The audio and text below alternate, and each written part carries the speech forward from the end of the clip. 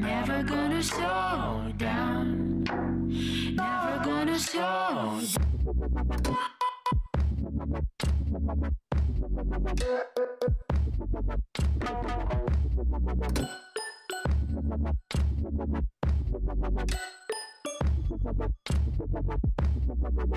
Welcome to the show. Hey guys. I know. So today we're doing a vlog with Tarek Kabbani. Oh my god, please get his name right. Wait, Tarek. Wait a minute. Kabbani. Yes, I think Tarek that's Kabbani. right. We're on our way to his house. The vlog's all about we chilling with him and getting to know more about the handpan. Oh yeah. And that's my face.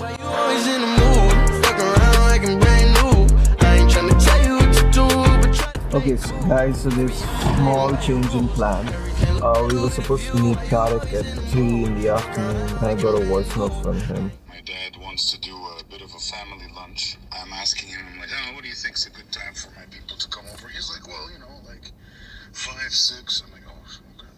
So I mean, does that work for you guys? Is that okay if we just push things a little bit? Well, I mean, let me know what you think, Habibi. I don't want to like keep fucking up the plans. Okay, so we should head to him around like 6-ish. Yeah, sounds good. Yeah? Okay, so for now we'll just chill at your place. Yes, please. Alright. So finally, he gives me the green signal for us to come over. It's been 6 hours, Nancy. We were having fun, so it's okay. Anyway, so go into the gigantic vagina. It's down to the basement through the glass door. Next team on it. That door. Design to push. And my girlfriend's laughing at me because I'm a fat piece of shit. And I just got home. Oh god. Oh god. How was your walk up the stairs? Crazy. Bro, the lift is working, bro. The lift is... Are you on the left side or the right side? Don't tell me. You went up the left side. No, you had to come up the right side. Shit. Damn it. That's what evil little. Can you hear us? Tarek. Welcome. Welcome, my child. Please enter the pits. Walaikum assalam. And the COVID handshake. Here, let me turn on the... You have night mode? Oh, it's so funny, so funny. Come on. What kind? What kind? Welcome. And I love your room, bro. Thanks, buddy. It's a bit chaotic right now. And this is the latest design, if you will. 2018 end we were here, so we did 2019 here, 2020 here, and now 2021. This is a drum kit, which is now an incense holder, as you can see. Okay. But it's your essential. The graffiti tag. This is JT. Yeah. Stands for Jaybird and Turk. Jaybird was my pet bird back in the day. If you look behind that, you see that red guitar? Yeah. You see the feathers in the frame? The jaybird, which is famous worldwide for its magnificent beauty. Jaybirds live up to 5 to 7 years and are the most recognizable birds in North America. However, the oldest living jaybird was 26 years old. These contrasting color birds make the world a beautiful place to live in. Oh, these are the feathers of that jaybird, the tail feather. You're burning incense. Yeah, so I got this pack of like, I think maybe 6. This one's called Energy Ajna. Is that an Indian one? Yeah. Is this a chakra? Is Ajna? It's not chakra. No? It's incense. It's agarbatti, I think. No, but it's like the Ajna name and this. How many chakras are there? 7? You know so much. Huh? You really Are you know being so sarcastic? Because I don't know shit like that. Like how many chakras and shit like. I don't know. I'm asking you. Ancient Eastern cultures have detailed descriptions of energy centers in the body called chakras. But is there scientific evidence of chakras? And if so, can these energetic areas be the key to lowering stress and curing illnesses? I have no idea. I don't know either. So I just light it up and just, you know, makes a nice smell. So we have peace that we just lit up. And then this incense is an interesting collection. It has fire and water and I think air had fallen over there. Okay. Because it got windy. Ha ha ha. Jokes are lame. Like, I think I got it from Goa last year. It was my first time in India. I met a lot of people from Bangalore, Mangalore, Rishikesh, Himalayas, Mumbai, Kerala, Gujarat. A lot of people. There was international artists that showed up, guys from Portugal, Russia, UK, Amsterdam. A lot of Indian musician masters like Anubrata Chatterjee, Trilok Gurtu. I have no idea who. These are crazy masters. You have Drum Shivamani, who was there as well. He was the first guy who played handpan in India, I think. Like, he brought handpan into the Indian scene. I feel cool here. So big shout out to Nivan, Handpan and World Music Festival. I was there last year, and then eventually I was invited to like co-host the festival. The kurta was classy. I didn't have pants. I was on vacation. Okay. I didn't bring pants. I didn't bring shoes with me. You know, I was all in slippers and stuff. Actually, no, I did have shoes. I looked silly. This is the workstation right here. Okay. So that's how it is. That's how it is usually. Yeah. He's the big boss of the studio. Okay. Okay, Frankelos. You can't avoid it. But yeah, You got a usually. lot of equipment though. That's really nice. Thank you. It's been so long. Like back in school, we used to like visit people's bedrooms and Yeah. chill the out like. And to see something like this, it's like just bring me back to high school. As a bedroom. As a bedroom, yeah, man. This is yeah. This is like a man cave. Man This is- cave. Yeah. See that keyboard is usually where this keyboard is. Okay. And this is a laptop here, so this laptop usually is on this thing.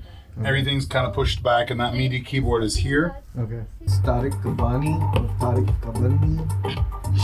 Tarek Kabbani. No, Kabbani. that's the English way to pronounce it. It's Tarek, you know, like your typical Arabic way. Okay. Kabbani. Kabbani. Yeah, you pull on the B. Double B, baby, not double D's. Oh, that name hails from Lebanon, and we've been born and raised in K-Town, buddy. I mean, like they say, if you do something you love, you never work a day in your life. When I had started being a designer, it was also around the time where I had started music. I would be more interested in chasing the music gigs as opposed to the freelance graphic design gigs. You know, I was thinking of even venturing into music therapy, like with the handpan. So this is a these are the two instruments that I have right now. This was after I had come back from India. I have this shruti, which is like over there in the corner. So just a little bit of singing. This is the kind of vibe that I want to push for the music therapy. Okay. Like the kind of vocal chanting, the bell, the shruti, the handpan, the Tuvan throat, the beatboxing, the whatever.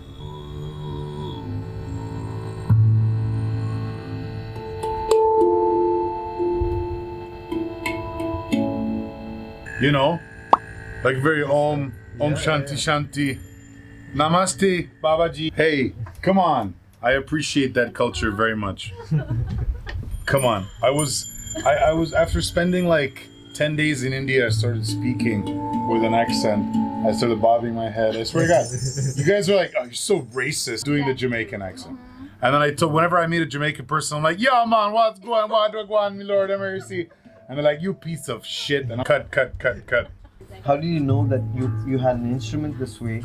You had to buy it from somewhere, gotta ship it to you, and then you have to figure out how to play it. That whole journey. The whole journey. Beginning, my first instrument was the drums, right?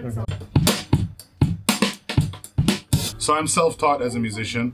I didn't really take much lessons, but I had friends that were apt musicians. Okay. They'd give me advice, they'd kind of guide me. They'd be like, no, Turk, do this, do that, do this, try this, watch that. It was like more about what we wanted to do and what we loved. So from then I started like researching it, Googling it, YouTubing it and stuff like that. Back then, not much on Google and YouTube. Exactly, like it was 2006. I think it was 2006. So I guess YouTube was out? Yeah. So I looked it up and like I saw this UFO shape and I was like, what the hell is this thing? Looks very cool. Because 11 years after that introduction, I actually owned my first one. I saw like maybe 2 others in the span of those 10 years. And then about 2017, I find one by accident. And then I walk into this guy's place and then there's 4 handpans. They're all like musicians into, you know, producing and I told him, guy, I'm taking one of these home today. He's like, sure, no problem. So that's how it started. That was an Indonesian handpan called Bali Steel. Okay. That was the first one I got. I bought my second handpan, which is that one. Transition! Whoa, whoa, whoa. Blup, blup, blup, blup, blup, blup, blup. The aliens have landed. All right, these are the silica gel. You know, the absorption silica pads? Does it do something to the sound? No, it just absorbs moisture. Because moisture is not good with these guys. This is the one I played at your wedding, I think. Oh yeah, so he did play for our wedding.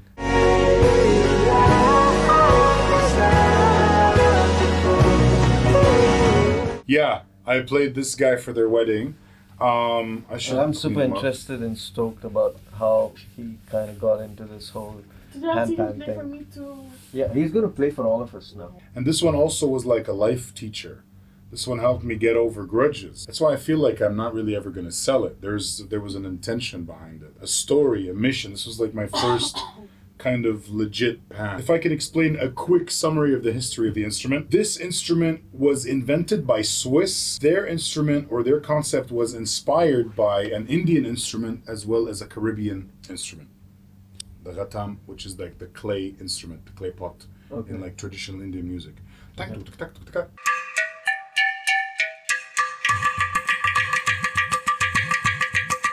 Like they play like a pot. It's called a ghatam. And then there's the steel pan, which is like the inverted version of this same kind of thing, but with much less notes.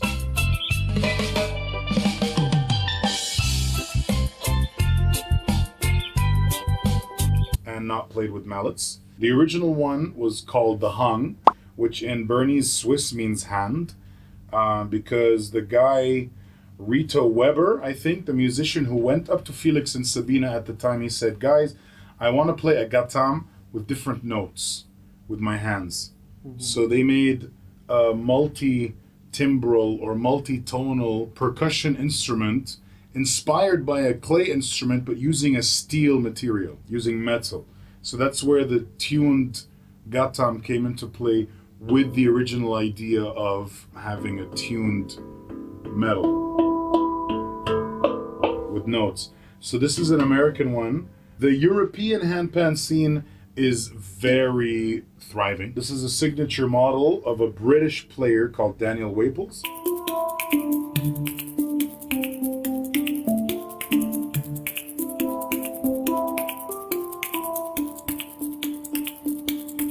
This is the WAPLES 9 signature, and it has like his tattoo over here, and it has his signature engraved. This one is entirely handmade, entirely hand hammered.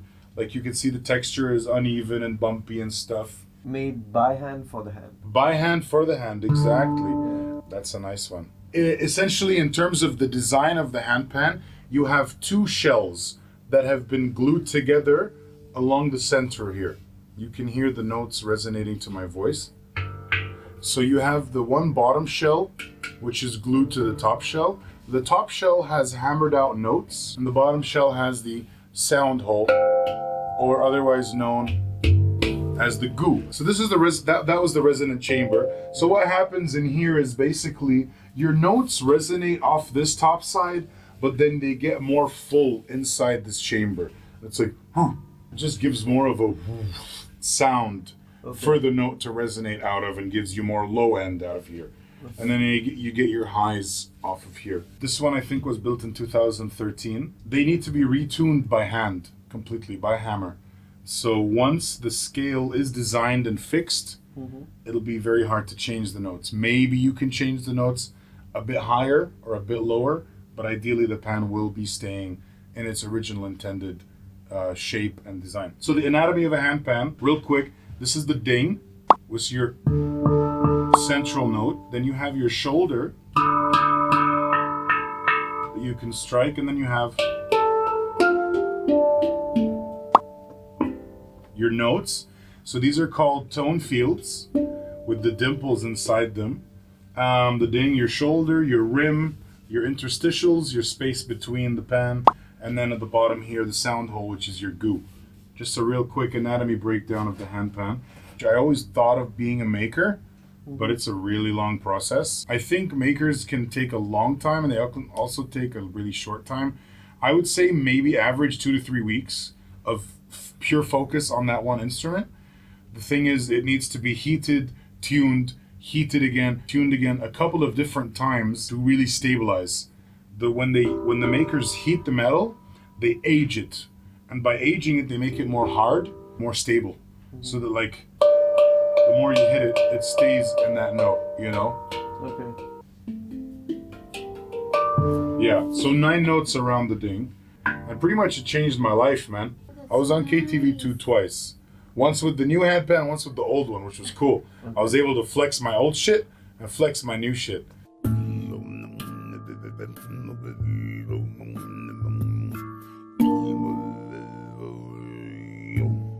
Which was nice.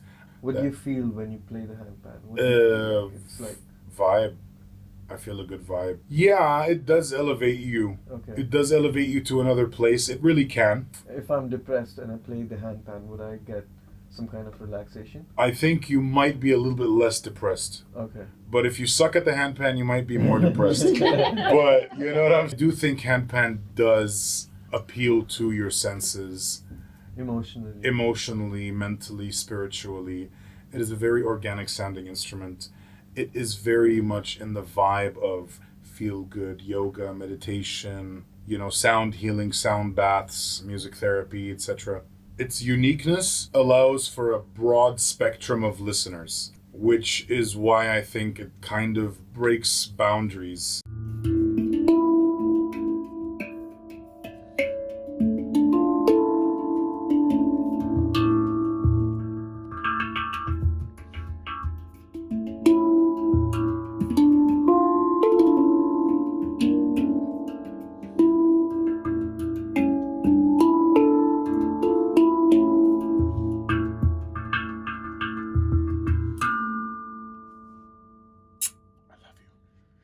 Thank you.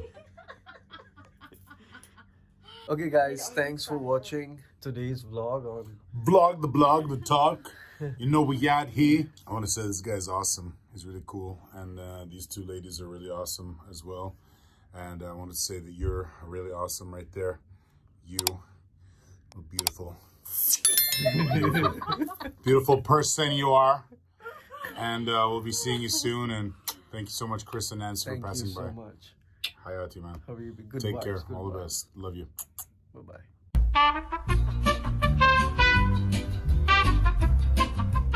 But this video is not intended for kids on YouTube. Yeah. You know what I mean? Man, my end should have got a bra for this. Actually, the first drum gig that I had in my life was a punchline drummer gig.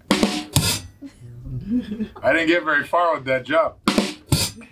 There's a lot of bloopers for you, buddy. Take 105. All right, action. So what were we talking about? Hello, everybody. Too much. I'll be like, woo! It's going on the internet. We're live right now.